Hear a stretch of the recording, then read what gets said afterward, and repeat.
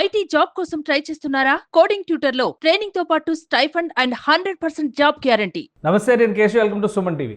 ఆంధ్రప్రదేశ్, తెలంగాణ రెండు రాష్ట్రాలు వరద భయంతో ప్రాణాలను గుప్పిట పెట్టుకుని బతుకుతున్నటువంటి పరిస్థితి కనిపిస్తుంది. అందులో మరీ ముఖ్యంగా విజయవాడ నగరం మొత్తం కూడా జలమయం అయింది. కృష్ణా నది గతంలో ఎన్నడూ లేనంత వరద తాకిడికి లోనైంది. పైగా ప్రకాశం బ్యారేజీ, అలానే రైల్వే బ్రిడ్జిలు, కృష్ణా వారధి ఇవన్నీ కూడా దాదాపు అంచుల్ని తాకుతూ వరద ప్రవాహం వెళ్తున్నటువంటి పరిస్థితి ఉంది. విజయవాడ ప్రజలందరూ కూడా భయం గుప్పిట ఇప్పుడు బిక్కుమంటున్నారు. అసలు ఏం జరుగుతుంది విజయవాడలో? ఈ అంశాలని తెలుసుకునే ప్రయత్నం చేద్దాం. నాగరాజు గారు మన ప్రతినిధి విజయవాడలో ఉన్నారు. విజయవాడలో ప్రధానంగా కృష్ణా బ్యారేజ్ దగ్గర వరద తీవ్రత గురించి ఎక్కువ జనం అందరూ కూడా భయపడుతున్నటువంటి పరిస్థితి ఉంది. నాగరాజు గారు, ఏం జరుగుతుంది అక్కడ? తాజా పరిస్థితి ఎలా ఉంది? నిన్నటి పోల్చుకుంటే ఈ రోజు విజయవాడ వెళ్తున్న చిత్తమ్మ ఈరోజు ఉద్యోగం దాల్చినట్టుగా మనం కలిసి ఒక్కసారిగా చూడొచ్చు. నిన్నటి అంటే గత 2 రోజుల నుంచి కురుస్తున్న వరద కారణంగా ఒక కారణంగా విజయవాడ మొత్తం కూడా జలమయం అయిపోయింది. కంపెనీలు ముఖ్యంగా కృష్ణమ్మ పర్వాలకు వస్తున్నాడు. ఎదే ప్రాంతంలో అంటే తెలంగాణ రాష్ట్రంలో కురుస్తున్న వర్షాల కారణంగా అంటే ఖమ్మం జిల్లాలో మున్నేరు వాగు నిండిపోయి ఆ కలిసి వస్తున్న నీరు దిగువ మొత్తం కూడా విశాఖలో చేసి ఇక్కడ ప్రకాశం బ్యారేజీ వద్ద 70 కోట్ల వ్యక్తి వేయడంతో నిన్నటి రోజు దాదాపు 6 లక్షల క్యూసెక్ల నీళ్లు దిగువకు వదులుతుండడంతో అధికారులు వెళ్ళి అంశాల టీవీ వద్ద సముద్రంలో కలుగుతున్నాయి. అయితే ఈ రోజు తెల్లవారుసరికి 6 లక్షల క్యూసెక్లు 11,35,000 క్యూసెక్లకు చేరుకుంటుంది. ఈ రోజు ఇంత పెద్ద ఎత్తున వరద ఎప్పుడు కూడా రాలేదు. అంటే ప్రకాశం బ్యారేజీ గురించి మనం ఒకసారి మాట్లాడితే ప్రకాశం బ్యారేజీ అక్కడ చూస్తున్న మనము మొత్తం 70 గేట్లు కూడా ఎక్కేసి నీటి కిందికి దిగుతున్నారు. ఆ స్థానంలో అంటే బ్రిటిష్ హయాములో అక్కడ ఆనకట్ట సర్ ఆర్థర్ శాసన గారి యొక్క నేతృత్వంలో అక్కడ ఆనకట్ట నిర్మిస్తున్నారు. అయితే అది ఎప్పుడు 1852లో నిర్మించారు. ఆ తర్వాత 1903వ సంవత్సరంలో దాదాపు 11,90,000 క్యూసెక్ల వరద రావడానికి అప్పటికి కూడా ఆనకట్ట ఏమీ కాదు. అయితే తిరిగి 1952లో వచ్చిన వరద కారణంగా ఆనకట్ట కొట్టుకుపోయింది. ఆ తర్వాత 1954లో అప్పటి ఆంధ్ర రాష్ట్ర ముఖ్యమంత్రి ప్రకాశం పంతులు గారు ప్రకాశం బ్యారేజీ నిర్మాణం శంకుస్థాపన చేసి పనులు ప్రారంభించారు. ఆ పనులు 1957లో పూర్తయింది. అప్పటి ఆంధ్రప్రదేశ్ ముఖ్యమంత్రి నీలం సంజీవ్ రెడ్డి గారు ప్రారంభోత్సవం జరిగింది.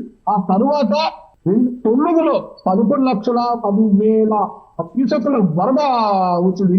ఆ తర్వాత తీసుకుంటే దాదాపు 15 సంవత్సరాల తర్వాత ఇంత పెద్ద ఎత్తున 11,05,000 క్యూసెక్ల వరద ఇక్కడ ప్రవహిస్తుంది. మనం ఒక్కసారిగా మనం చూడాలంటే అక్కడ మొత్తం కూడా ప్రకాశం బ్యారేజ్ మునిపోయే పరిస్థితి గీత పైకి వస్తున్నాయి. ఇటువైపు తీసుకుంటే రైల్వే బ్రిడ్జ్ మొత్తం కూడా పిల్లర్ అంతా మునిగిపోయింది. ఈ వరద ఇలాగే కొనసాగితే మొత్తం రైల్వే బ్రిడ్జ్ పైన కూడా నీళ్లు పారే అవకాశం ఉంది. అయితే కృష్ణ ఇంతగా ఉగ్రరూపం దాలుస్తుండడం విజయవాడ ప్రజలు మాత్రం ఎప్పుడు ఏం జరుగుతుందో కృష్ణ అటుగా ఊళ్ళో పరిస్థితి కూడా భయాందోళన చేసే గురవుతుంది. మొత్తం కూడా ఇక్కడ మనం ఈ ప్రకాశం బ్యారేజ్ దగ్గర ఇక్కడ ఎక్కడ కూడా మొత్తం కూడా మునిగిపోయింది. చట్టం కూడా ఏమి కనిపించలేదు. మాకు మొత్తం కూడా ఏసీ మొత్తం చేస్తున్నమాట ఒక సముద్రాన్ని కల్పిస్తుంది. ఇక్కడంతా కూడా ఇంత పెద్ద ఎత్తున వరదలు ఎప్పుడు చూడలేదు. ఇక్కడ ప్రజలు చెప్తున్నారు. ఇప్పుడే మనకు అంటే ఈ దృశ్యాన్ని కూడా చూడడానికి ఇంత పెద్ద మొత్తంలో వరదలు చూడడానికి కూడా ఇక్కడ ప్రజలు కూడా వచ్చి అందరూ పిలిపిస్తున్నారు. ఎక్కడ చూసినా వాళ్ళే తెలుసు. ఇక్కడ మరికొంత జనం ఉన్నారు. వాళ్ళని అడిగేసేపు మరి మీ పేరు అది కాదు అది కాకుండా చెప్పండి, ఎప్పుడైనా ఇలాంటి వరదలు చూసారా? ఎప్పుడు చూడలేదు. ఇది ఎలా అనిపిస్తుంది విజయవాడ వాసులు ఉద్యోగం ఆలోచిస్తుంది. ఇది ఇలా అయితే పరిస్థితి. రైట్ నాగరాజు, ఇప్పుడు నిన్న మీరు మాట్లాడేటప్పుడు చెప్పారు బ్రహ్మంగారి కాలజ్ఞానం ప్రకారం కృష్ణానది వరదల గురించి చాలా పెద్ద ఎత్తున వరదలు వచ్చేటువంటి సందర్భాల గురించి ప్రస్తావించారు. నిన్న అంత స్థాయిలో కనబడలేదు, కానీ ఈరోజు ఎగువ వర్షాల ప్రభావం, ఎగువ నుంచి వస్తున్నటువంటి వరద ప్రభావం చాలా ఎక్కువగా కనిపిస్తుంది. అక్కడ సేఫ్టీ మెజర్స్, ముఖ్యంగా కాలనీల పరిస్థితి, నదికి తీర ప్రాంతాల్లో ఉన్నటువంటి వాళ్ళ పరిస్థితి ఎలా ఉంది? అంటే నదికి తీర ప్రాంతంలో ఇప్పటికే మొత్తం వాల్స్ అని నిర్మించి ఉండడంతో వరకు వరద ముప్పై అయితే తప్పుతుంది. వరద ప్రవాహం పెరిగితే ప్రతి వాల్స్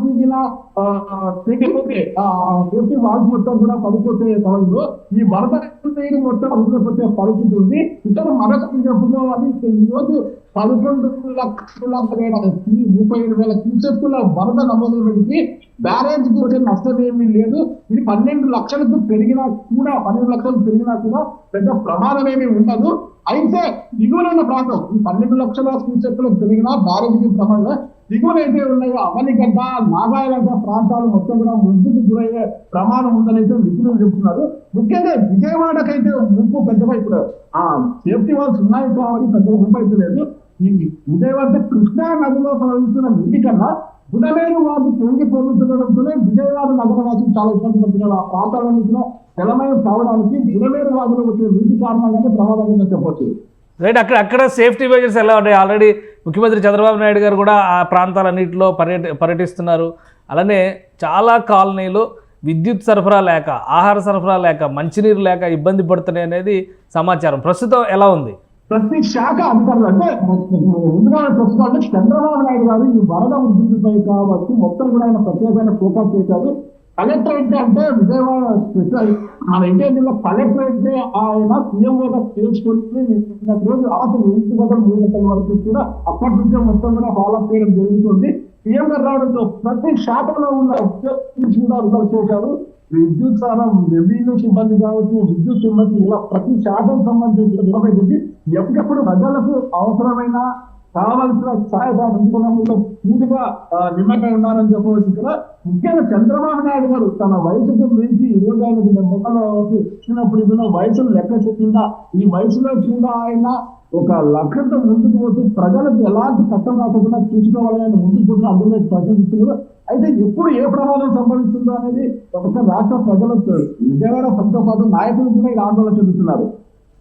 రైట్, ఇంకొక విషయం, ఈరోజు వాతావరణం ఎలా ఉంది? మళ్ళీ వర్ష సూచన ఏమైనా ఉంది? ఎందుకంటే ఎగువనైతే వర్షాలు పడుతున్నాయి, ఖమ్మం, వరంగల్ జిల్లాల్లో ఇంకా వర్షం ఉంది కాబట్టి అక్కడ వరద స్థాయి పెరుగుతుంది అంటున్నారు. విజయవాడలో వాతావరణం పరిస్థితి ఏంటి? ఈ రోజు వాతావరణం కొంత పెరిగి ఉందని చెప్పవచ్చు. ఉదయం కాసేపు 5-10 నిమిషాలు చిరుజల్లులు కొనసాగుతాయి. ఇప్పుడైతే ఎలాంటి లేదు, కానీ మబ్బులు కమ్ముకొని ఉన్నాయి. ఈరోజు తిరిగి వర్షమే పడితే మాత్రము ఈ వరద మరింత పెరిగే అవకాశం అయితే ఉంది. ప్రస్తుతానికి విపక్షాలు అయితే ఇప్పటి వరకు అయితే వర్షం సూచనలు అయితే ఏమి లేకపోతే మబ్బులు కొత్త కమ్ముకొని ఉన్నాయని అయితే చెప్పవచ్చు. Right, thank you Nagaraju updates అందించినందుకు.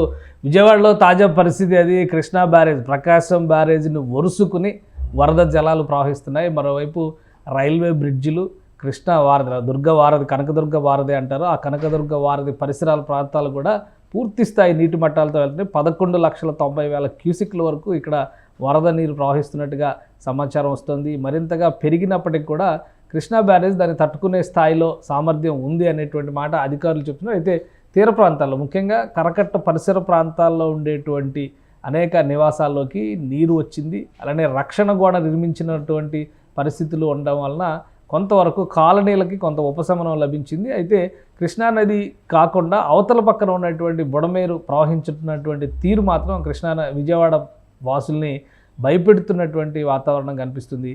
వరుసగా అక్కడ రెస్క్యూ ఆపరేషన్స్ జరుగుతున్నాయి. ఇంకా విద్యుత్ పునరుద్ధరణ కూడా కొన్ని కాలనీల్లో జరగలేదనేది సమాచారం.